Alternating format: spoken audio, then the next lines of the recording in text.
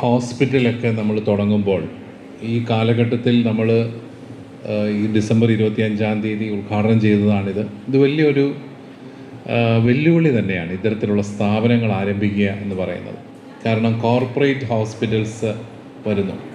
ഈ അടുത്ത നാളിൽ എന്നോട് ഒരാൾ പറഞ്ഞു, പിതാവേ 1500 കോടി രൂപ ഹോസ്പിറ്റൽ മേഖലയിൽ മുടക്കാനായിട്ട് ഒരു കൂട്ടർ വന്നിട്ടുണ്ട്, പിതാവിന് താല്പര്യമുണ്ടോ എന്ന് പറഞ്ഞു. ഞാൻ പറഞ്ഞു 1500 കോടി രൂപ നമ്മളിവിടെ കഷ്ടിച്ചാണ് ഒരു 15 കോടി 20 കോടി കണ്ടെത്തിയാണ് ഇത് തുടങ്ങിയിരിക്കുന്നത്. ഞാൻ പറഞ്ഞു ഞങ്ങളുടെ അങ്ങനത്തെ ഒരു ലൈനല്ല, ഞങ്ങളുടേത് വളരെ ജനകീയമായ ഒരു രീതിയാണ്. അത് കുറേശ്ശെ പതുക്കെ ഞങ്ങൾ വളർത്തിയെടുത്തോളാം എന്നൊക്കെ പറഞ്ഞ് അദ്ദേഹത്തെ നിരുത്സാഹപ്പെടുത്തി വിട്ടു എന്ന് പറഞ്ഞാൽ ആ ഒരു കാലമാണിത്. അപ്പം ഞാൻ ഓർക്കായിരുന്നു 1500 കോടി രൂപ അവർ ഇൻവെസ്റ്റ് ചെയ്യുമ്പം എത്ര രൂപ നമ്മുടെ ആൾക്കാരുടെ നിന്ന് അവർ പ്രതീക്ഷിക്കുന്നുണ്ടാവും, ഇതെങ്ങനെ ഇതിനകത്ത് ലാഭം അവർ നേടിയെടുക്കും. പലപ്പോഴും ഈ നമ്മുടെ ഇതുപോലെയുള്ള ഹോസ്പിറ്റൽസ് ദുർബലപ്പെടണമെന്നും തകരണമെന്നും ആഗ്രഹിക്കുന്ന ഒരു കൂട്ടരുണ്ടെങ്കിൽ ഇത് ഇങ്ങനെയുള്ള ആൾക്കാരായിരിക്കും. കാരണം ഇതെല്ലാം ഇല്ലാണ്ടായി കഴിഞ്ഞാൽ അവർ ചോദിക്കുന്ന തുക നമുക്ക് ജനങ്ങളിൽ നിന്ന് ഈടാക്കാനായിട്ട് സാധിക്കത്തുള്ളൂ.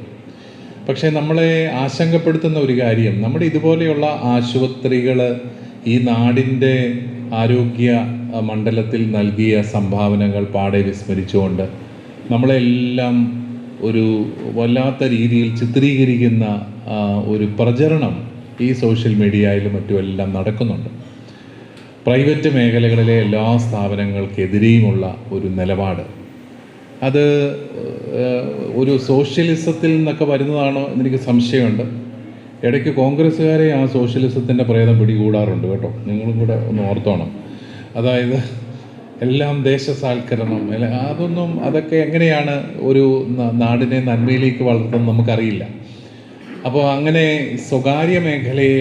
യഥാർത്ഥത്തിൽ സ്വകാര്യ മേഖലയിലെ സർവീസ് സെക്ടറാണ് നമ്മൾ, സേവനദാതാക്കളാണ്. നമ്മുടെ കത്തോലിക്കാ സഭ ആ മേഖലയിൽ മാത്രമേ ഇടപെട്ടിട്ടുള്ളൂ, സർവീസ് സെക്ടറിൽ മാത്രമാണ് നമ്മൾ ഇടപെട്ടിട്ടുള്ളത്. എല്ലാവർക്കും തൊഴിൽ കൊടുക്കേണ്ടതും മാന്യമായ ശമ്പളം കൊടുക്കേണ്ടതും ഗവൺമെൻറ്റിൻ്റെ ഉത്തരവാദിത്വമാണ്. അത് സ്വകാര്യ മേഖലയ്ക്ക് ഏൽപ്പിക്കരുത്, അത് ഗവൺമെൻറ് കൊടുക്കണം. പക്ഷേ ആ ഗവൺമെൻറ്റിനോട് സഹകരിക്കാനും ഈ മേഖലയിൽ നിലനിൽക്കാനും നമ്മുടെ ജനങ്ങൾക്ക് മെച്ചപ്പെട്ട സേവനം കൊടുക്കാനുമെല്ലാം ഈ മേഖലയിൽ നമുക്ക് സഭകളും സംഘടനകളും സമുദായങ്ങളും ഒക്കെ തയ്യാറാകുമ്പോൾ അവരെ എല്ലാം പ്രോത്സാഹിപ്പിക്കുന്ന നിലപാട് എല്ലാ മേഖലകളിലും ഉണ്ടാകേണ്ടതാണ്. ദൗർഭാഗ്യവശാൽ നമുക്ക് വിദ്യാഭ്യാസ മേഖലയിലൊക്കെ ആണെങ്കിലും ഒക്കെ വലിയ ബുദ്ധിമുട്ടാണ്. ഇന്ന് രാവിലെ ഞാനൊരു കാരുണ്യ ഭവനത്തിൽ, നമ്മുടെ സ്ട്രീറ്റ് ചിൽഡ്രൻ എന്ന് പറയുന്ന വിഭാഗത്തിൽപ്പെട്ട കുഞ്ഞുങ്ങൾക്ക് വേണ്ടിയിട്ട് നമ്മുടെ അതിരൂപത നടന്ന ഒരു കാരുണ്യ ഭവനത്തിലാണ് കുർബാനയിൽ. അപ്പോൾ അവിടുത്തെ സിസ്റ്റർ പറയായിരുന്നു, പിതാവേ ഞങ്ങൾ ഈ CWCO അങ്ങനെ കണ്ടൊരു പ്രസ്ഥാനമുണ്ട്, ഇവരെ എല്ലാം നയിക്കുന്നു. അവിടെ രാവിലെ പോയ വൈകുന്നേരം വരെ ഞങ്ങളെ നിർത്തുമെന്നാണ് പറഞ്ഞു. ഓരോരോ കാര്യങ്ങൾ 100 കൂട്ടം നിയമങ്ങളാണ് കൊണ്ടുവരുന്നത്. എന്നാൽ ഗവൺമെൻറ് ഇതിന് അനുസൃതമായിട്ട് വല്ല ഗ്രാൻഡ് തരുന്നുണ്ടോ? അതൊട്ടില്ലതാനും. കുട്ടികളെ എടുക്കുമ്പം ഭയങ്കരമായ നിബന്ധനകളാണ്. അപ്പം അവരെ സഹായം എന്ന് പറഞ്ഞാൽ ഈ സിസ്റ്ററിൻ്റെ എന്തോ വ്യക്തിപരമായ കാര്യത്തിന് വേണ്ടിയിട്ടാണ് ഈ കുഞ്ഞുങ്ങളെയെല്ലാം അവർ നോക്കുന്നത് എന്നുള്ള രീതിയിലാണ്. അപ്പോൾ അതുകൊണ്ടാണ് നമുക്ക് നമ്മുടെ കാഴ്ചപ്പാടുകളിൽ കുറച്ചുകൂടെ ഒന്ന് വിശാലത വരികയും നമ്മുടെ ജനങ്ങൾ തന്നെ ഇത്തരത്തിലുള്ള സ്ഥാപനങ്ങളെ പ്രോത്സാഹിപ്പിക്കുന്ന തരത്തിലുള്ള ഒരു മാറ്റം ചിന്താമണ്ഡലത്തിൽ തന്നെ ഉണ്ടാവുകയൊക്കെ ചെയ്താലേ നമ്മുടെ ഈ സ്ഥാപനങ്ങളൊക്കെ വളരുകയുള്ളൂ.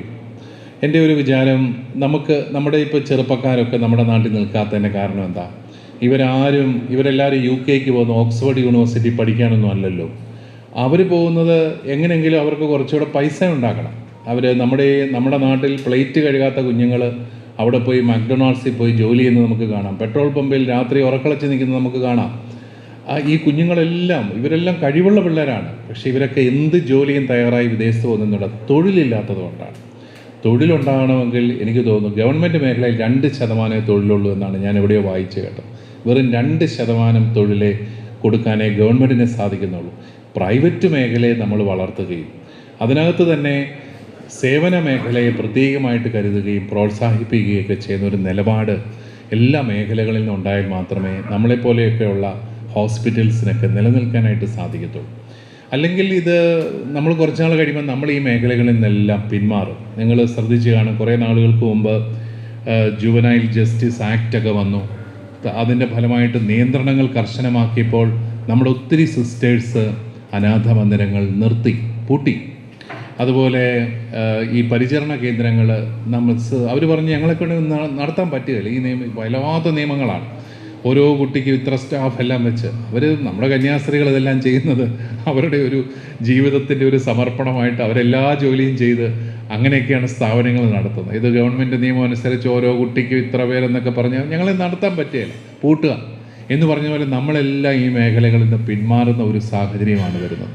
അപ്പോൾ അത് പ്രയോജനപ്പെടുത്താനായിട്ട് വേറെ ആൾക്കാർ കാണും, നമ്മുടെ ആൾക്കാരുടെ ജീവിത ചെലവുകൾ വർദ്ധിക്കും. അപ്പോൾ നമുക്ക് ആ മേഖലകളിലൊക്കെ കുറച്ചുകൂടെ നമ്മുടെ ഈ ഹോസ്പിറ്റലുകളെയും വിദ്യാഭ്യാസ സ്ഥാപനങ്ങളെയും ഒക്കെ നല്ല രീതിയിൽ പ്രോത്സാഹിപ്പിക്കുന്ന ഒരു മനോഭാവം നമ്മുടെ ജനങ്ങളിലും വളർന്നു വരേണ്ട ഒരു വലിയ ആവശ്യമുണ്ട്. പ്രത്യേകിച്ച് ഈ പ്രദേശത്തെ ജനത്തിൻ്റെ ഒരു വലിയ പിന്തുണയില്ലാതെ നമുക്ക് ഈ സ്ഥാപനമൊന്നും കൊണ്ടുപോകാനായിട്ട് സാധിക്കുകയില്ല. അതുകൊണ്ട് ഈ മേഖലകളിലെല്ലാം നമുക്ക് ഒരുമിച്ച് നീങ്ങാനും ഈ പ്രദേശത്തെ ജനങ്ങൾക്ക് നല്ല മികച്ച ഒരു ആരോഗ്യ പരിരക്ഷ നൽകാനുമെല്ലാം നമുക്ക് സാധിക്കണം. ഞാൻ ഈ അച്ഛന്മാരോടെല്ലാം പറഞ്ഞിട്ടുണ്ട്, ആശുപത്രി നടത്തി കാശുണ്ടാക്കി രൂപതയ്ക്കൊന്നും ചെയ്യേണ്ട, ഞങ്ങളത് കാര്യമായിട്ട് അതൊക്കെ നടത്തിക്കൊള്ളാം. പക്ഷേ നമുക്ക് ഒരു മിഡിൽ ക്ലാസ് ആൻഡ് അതിന് താഴെ നിൽക്കുന്ന ജനങ്ങൾക്ക് വൃത്തിയുള്ള നല്ല ഇഫക്റ്റീവായിട്ടുള്ള മെഡിക്കൽ കെയർ കൊടുക്കണം. അതിനു വേണ്ടിയിട്ടാണ് നമ്മൾ ഈ സ്ഥാപനങ്ങളെല്ലാം നടത്തുന്നത്, അതിനു വേണ്ടിയിട്ടാണ് ഇത്രയും വലിയ ഇൻവെസ്റ്റ്മെൻറ്റ് നമ്മൾ നടത്തുന്നത്. അപ്പോൾ അതുകൊണ്ട് ആ ഒരു കാഴ്ചപ്പാട്, ഇങ്ങനൊരു സ്ഥാപനം നടത്തുമ്പോൾ അതിൻ്റെ പിന്നിലുള്ള വലിയൊരു ത്യാഗവും എല്ലാം മനസ്സിലാക്കാനായിട്ട് സമൂഹത്തിന് സാധിക്കണം.